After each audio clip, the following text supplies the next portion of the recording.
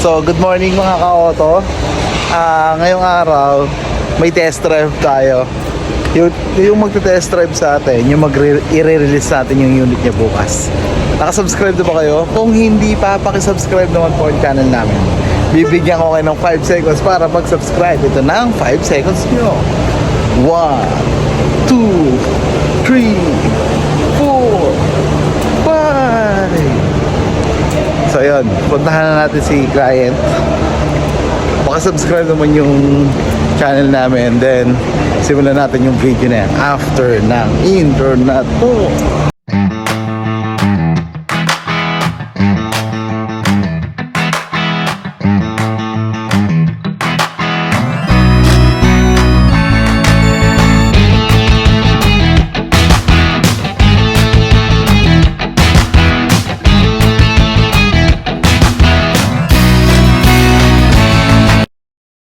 So, puntahan na natin si client. Dito na daw siya, nag-page na. Ayun pa. So, yun.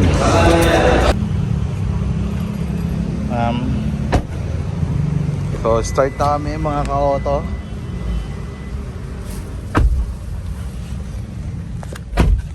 Sir, okay lang ba i-vlog natin? Hindi na sir, lagay mo lang dito. Tapak brakes. Tapos start. Tapos button. Yan. Yan. Seatbelt tayo sir. Aircon. Mama, aircon na kayo dyan. Ito po. Lagay na lang. Ano na lang. Yan. Sir, bali, ang ano pala, bago lang ako. So sabi ni sir, ako daw muna yung mag-drive. Then bago lang driver kasi si sir. So after niya, after ko, siya naman. Yes sir. So wait lang po. So yun, nagpalit na kami ni sir. Ito na, siya na yung mag-drive.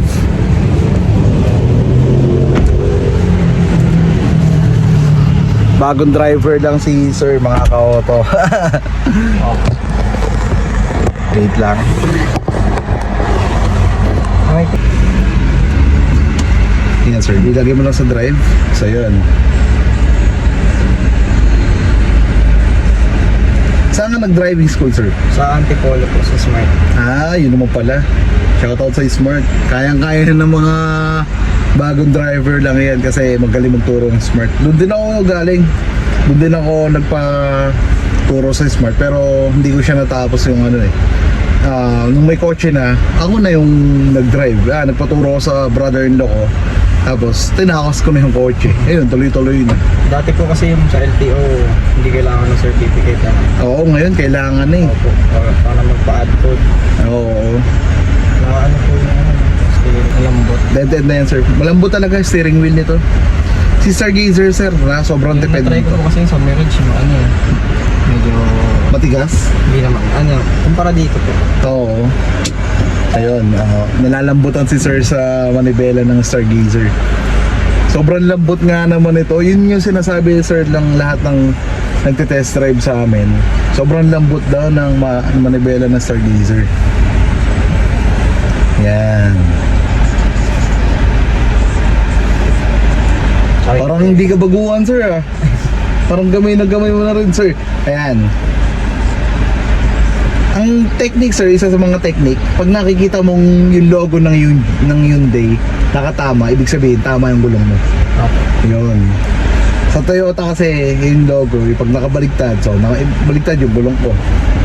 Kumbaga, pala yung I mean yung sa tapak na. Ano po pag Saiyan, naka-Smart or Eco? Pag ano sir? Pag yung Saiyan po yung kulay. Ano yan? Eco sir, Eco. Eco. Oo. Naka-eco mode tayo. May 4 na mode tayo sir. Testingin mo yung power mode mamaya. Pag nasa diretso tayo sir. Parang hindi ka baguhan. Ay, hindi po. Wala po. Zero knowledge po talaga. Talaga? Pero From drive. marunong kang ano eh. Gamay. Madali mong magagamay ito. Di ba? Parang mga ka-auto, parang hindi siya baguhan driver eh. Sa ano po siguro, sa turo lang din. Yun, oo. Sir, technique lang din. Isang technique lang din. Testingin mo na isang kamay lang. Dito lang. Apo. Yan. Pag ano. Yung 12 o'clock yung tawag. Para ganito ka lang ng ganun. Mas mabilis siyang, yan, sige sir. Pindot lang po lagi. Oh, testing mo yung power mode sir. Pindutin mo lang, yan. Pag naging pula na, okay na yan. Ayun, di ba? Iba yung Responsive. power. Sobrang lakas ng sport mode natin ng Stargazer. Kung gusto mong maka-overtake or nabibitin ka sa pataas, pwede mong gamitin ang sport mode sir. I-release namin yung Stargazer bukas X na white. So, nag-test drive lang si sir ngayon. Yung turning radius nito sir, napakalaki ng turning radius nito. Hindi mo na kailangan magpaliko-liko pa. Ayun. Sige pa naman po sa akin. Ayun, sakto yun. Daming ko, ano, aparato. May kahit 100 madali, ano. Ayun, yun nga. Kahit 100 lang sir kasi malambot yung manibela natin. So, kahit ganyan lang. Sige sir. Normal. Yung smart po. Yung smart sir, yun yung dapat na gamit mo lahat. Kasi saktong-sakto yung kinuha ni sir kasi si Stargazer X sobrang daming safety features. So matutuwa si sir doon kasi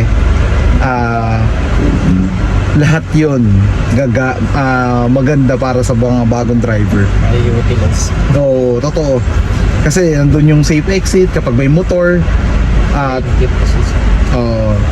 pag may motor na ba, halimbawa may motor, titigil ka tapos may motor na dumaan, yun, ilalak niya yung pinto 3 to 5 seconds. Ay, po pala kanina tumunog, nakalimutan ko eh. Ayun, safe exit ang tawag doon. Then, meron din dong safety features na yung rear occupant alert. Kapag may naiwan tayong baby sa loob ng sasakyan, bumaba na tayo, 3 to 5 seconds mag-alarm yun, mag-warn yun para i-warn tayo na may naiwan tayong baby or Pala, ano siya? pusa or aso, ganun. Basta living things na nasa-sense niya Na pag nakalak na. kapag nakalak na. Nangyari sa akin yun na yung anak ko, naiwan ko sa dead end na yan, sir. Naiwan ko sa loob ng sasakyan. Katok siya ng katok. Sabi ko, bakit may kumakatok? Yun pala, naiwan ko ang anak ko. So sabi ko, yung sasakyan ko, sir, walang walang rear occupant alert. So sabi ko, malaking bagay pala talaga yung rear occupant alert. So yun yung nagustuhan ko dito kay Stargazer. Lalo yung sa'yo, kay X, ang daming safety features na. Lane keep assist, talagang tinesting ko siya, yung lane keep assist. Nag-deliver ako sa Pampanga. Ngayon, hindi ako nakasignal pero kumakabig ako ng kanan. Ginawa niya, binalik niya ako sa lane ko. So dapat pag nandun ka, sisignal ka. Tama, yun naman ang tama. Hindi nakalimutan kong sumignal nun eh. So binalik niya ako sa lane Akala ko. niya parang umaano ka lang. Kala niya kumakabig ako. Parang hindi mo napansin. Yes. So Binabalit niya. so ang kailangan, pag pupunta ka pag mag-iba ka ng lane, sisignal ka para hindi ka niya ibalik. Ano yung pakialam? Yes, so ang ganda ng features na yun. May nakita rin po ako yung may nag-test nung X din po na Oo. ang picture naman na pinakita niya yung pag malapit na parang collision Okay. kusa niyang hinihinto. Okay, ganito. Yung front collision assist or yung FCA, halimbawa, tumatakbo tayo, tuloy-tuloy yung takbo natin. May sudden brake sa unahan natin. Within 60 km na tumatakbo tayo, kusa niya tayo titigil. Hindi naman totally brake kasi baka sumubsob tayo. Ang gagawin niya lang, unti-unti niya ititigil yung sasakyan para ma-prevent natin yung pagbangga. Ganon din yung sa blind spot or sa rear cross traffic alert. Ang gagawin niya, halimbawa, naka-slant yung parking natin, hindi natin kita na may patating na motor, siya magsasense niya, kusa kanyang ititigil din. Ganda, ang daming features ito. Baguhan talaga po. Oo, totoo. Malaking tulong sa Kahit ang tagal ko na nagdadrive pero ang laki pakinabang sa akin nun eh. Nung nag-deliver ako, napakinabangan ko talaga yung rear cross traffic alert. Okay. Sarap i-drive, no? Okay. Yung manibela kasi. Kahit alam kong, wala pa akong experience. Oh, di ba? Sabi ko kasi parang hindi ka baguhan eh. Kasi gamay na gamay mo yung manibela. Mali. Reverse. Okay lang yun. Mali akong tapak. Yun, oo. Pag ganun sir, check mo na lang din dyan. Oo. Para hindi tayo malito. Asya, ganun. Oo. Lalo pa naman dito sa Pilipinas, dami ng mga lalo ko, nakamotor ako. Mga motor, oo, totoo. Singit. Ang daming sisingit-singit, no? Opo. Hindi naman natin nila lahat, pero kasi yung ibang rider kasi talaga talagang masabi mong kamote eh, no? Hindi nila iniisip na baka kung ano mangyayari sa kanila. Pero hindi naman lahat ng rider. Katulad mo sir, rider ka, alam mo yung rules sa daan. Opo. Kahit naman sa kotse sir, ganun din. Oo, hindi naman mag-iiba yun. May driver din ng coaching ganun. Oo, Hindi lang. totoo.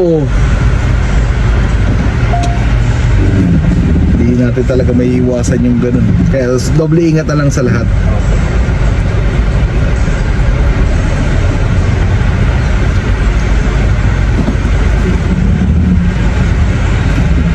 Okay. Sorry. Di ba? Ang lambot-lambot ng manibela. Tingnan natin mamaya yung spacing sa likod. Isa Ay, kasi, sa pangat. isa kasi sa pinagmamalaki ng Hyundai Isa Stargazer. din yun sa answer, sa factor yung nagkumpara ako sa ano. Totoo. Sa Yan nga. Pilas. Sabi nga nung isang client ko na nag-inquire kanina, sabi niya, sobrang na-testing namin yung expander, yung Veloz, pero yung Stargazer, sobrang ganda ng likod. Number 1 lang yung aircon natin sir, pero malamig na. Kanina kasi yung bago sa akin medyo ano pa po. Oo, kanina kasi bago sa kailan tayo, tirik yung araw kanina. So, maano talaga, mainit talaga yun. Pero ngayon, number 1 lang sir, pero lamig na. Okay na po siguro sir, balik ko. Ah, sige sir. Ano naman na, Opo, balik na natin doon sa Okan. doon po na. Oh. Tara bukas sir. Sakto. Sir, na yun sir bukas no. Nandiyan na yun sir. Ano kasi magpapail ako ng live eh. Ngayon Kahit, bukas day. okay lang kahit hindi mo i-file. Pa. Kasi mabilis lang din naman yun. Kasi kung makakapirma ka na, Ngayon, ano oras ba yung pasok mo? 9 to 6 po kasi ako. Ah, 9 to 6. Okay. Pero work from Ayan, sir. Baba natin para makita mo. Ay, sorry. Yan. Hindi pa yan, sir sagad, pero tignan mo yung legroom mo. Di ba? Maluwag. Kung i-forward natin dito, sir. Teka. Backward natin. Ay, sagad na pala yan, sir. Kung isasagad natin, sige, sir. Ayan, sagad to dito eh. Meron pa? meron po. Tapos, i-forward ko, sir, ito. So, maluwag, no? Teka, tignan natin yung likod.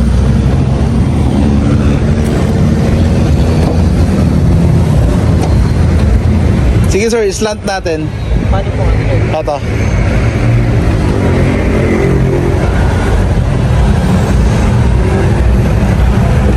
Yan, sir. Sige, testingin mo. In leg room. Pwede ba sir, tatlo dyan, basta malaki. Ah, maliit. Malaki kasi yung space eh. Di ba? Maluwag na.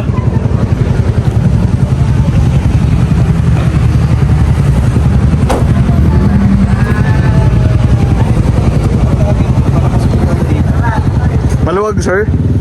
Hindi katulad to ng Avanza sir eh. Sir, maambon na. Baka mabasa si baby. Teka.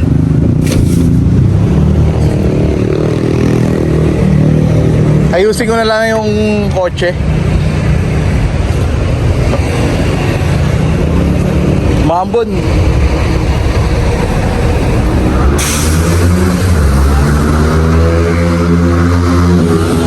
Yan. Ako na ma'am. Thank you. So yun, tapos na kami mag-test drive mga ka-auto. Papasok lang kami sa loob para magbayad na si client. Ayusin ko lang tong parking. Yan. Excited na si client. Stargazer X yung kukunin niya. So, samahan nyo kami. Bukas ulit sa release ng sasakyan niya. So, yun na. Nakapagbayad na si client. Sir, ingat po ha. Ingat po. So, yun. After niya mag-test drive, nagbayad na. Then, bukas, i-release na natin. So, maraming salamat po, Sir John Christopher Page. Na-enjoy naman niya yung pag-test drive. So, bukas, i-release na lang natin ang unit. So, maraming salamat po sa panonood. Maraming salamat po at mabot kayo sa puntong ito. Mag-ingat po tayong lahat. Mag-ingat po tayong at medyo madilim na naman. Sana wala nang bagyo pumasok. So, God bless po sa ating lahat. Mag-ingat po tayong lahat. Bye!